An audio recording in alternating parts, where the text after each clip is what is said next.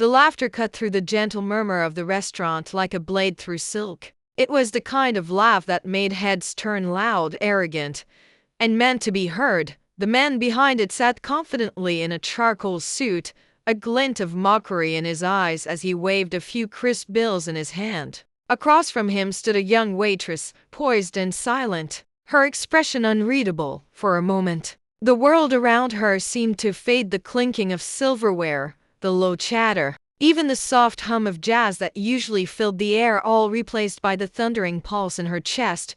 He had laughed at her accent. He had mocked her struggle to pronounce a single word correctly. And he had thrown down a cruel challenge that would change everything. "Serve me in English, and I'll pay you $1,000.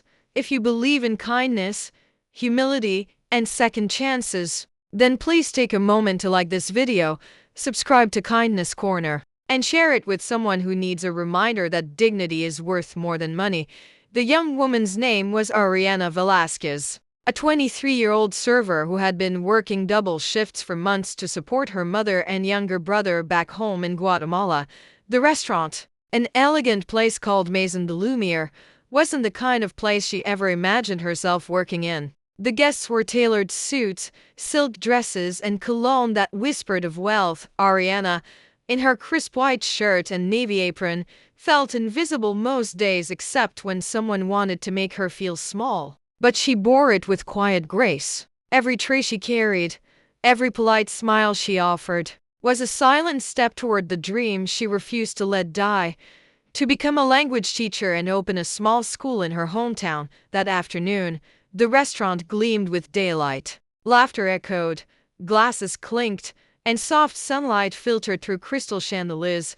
Ariana approached a table where the older man sat, Mr. Richard Collins, a wealthy real estate magnate known for his loud voice and sharper tongue. Seated beside him were two women, his younger girlfriend Veronica, in an emerald green dress, and another woman in a beige blouse, Elaine, who seemed to be his assistant. Both watched a scene unfold, their faces a mix of discomfort and curiosity. Ariana had just mispronounced a word while offering the menu in English, her voice hesitant. Mr. Collins seized the moment, smirking. "You work here and don't even know proper English?" He chuckled, waving the bills in his hand. "Tell you what, sweetheart, if you can serve me in English properly, I'll give you $1,000.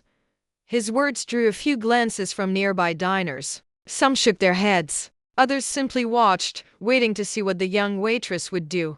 Ariana felt her cheeks burn for a heartbeat. She wanted to run, but her mother's tired face flashed in her mind. The woman who stayed up late sewing. The woman who always said, "Don't let pride make you small, Mija. Let strength make you stand tall." So Ariana stood a little straighter. She smiled faintly and began to speak softly, carefully, as if every syllable was a step forward through a storm. At first, her English was halting. Her accent was thick. Mr. Collins's smirk widened, clearly amused. But then something changed. Ariana paused, set down her tray, and said calmly in flawless French, "Souhaitez vous continuer en français, monsieur?" The laughter at the table faltered. Before anyone could respond, she switched effortlessly to Italian, her tones smooth and melodic. Then German, then Mandarin, then Arabic.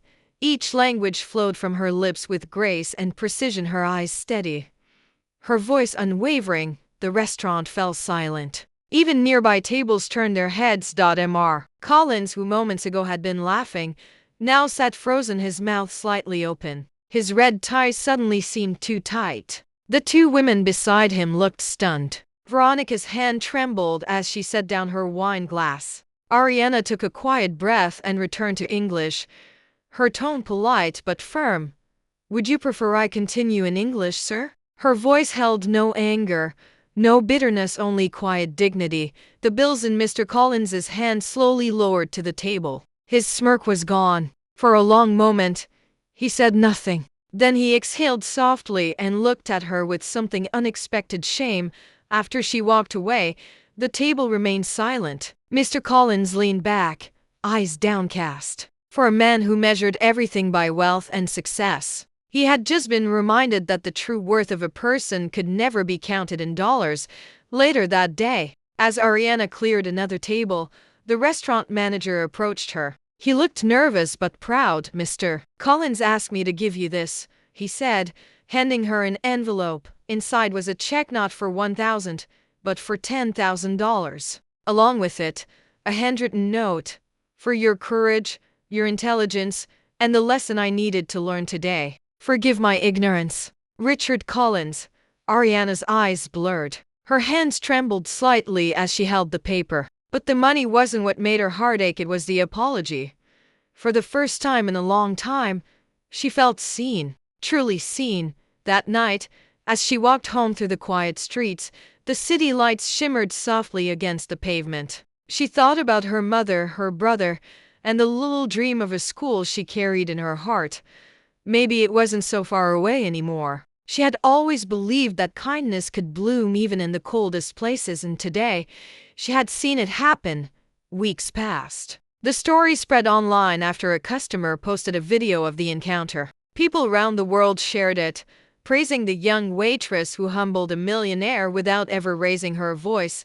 But Ariana stayed the same, humble, hardworking, grateful. She still served coffee with a smile, still saved every dollar she could, still dreamed of home. But now, she carried something stronger than hope, proof that dignity and grace are worth more than gold. If this story moved you, if it reminded you that respect and kindness cost nothing, but can change everything, please like this video, subscribe to Kindness Corner, and share it with someone who believes in humility in heart. And before we end, tell us in the comments, what would you have done if you were in Ariana's place? Would you have walked away, or stood your ground with courage and grace? Ariana's story is a reminder that sometimes the quietest voices teach the loudest lessons. In a world that often values power over compassion, she showed that true strength speaks softly in any language.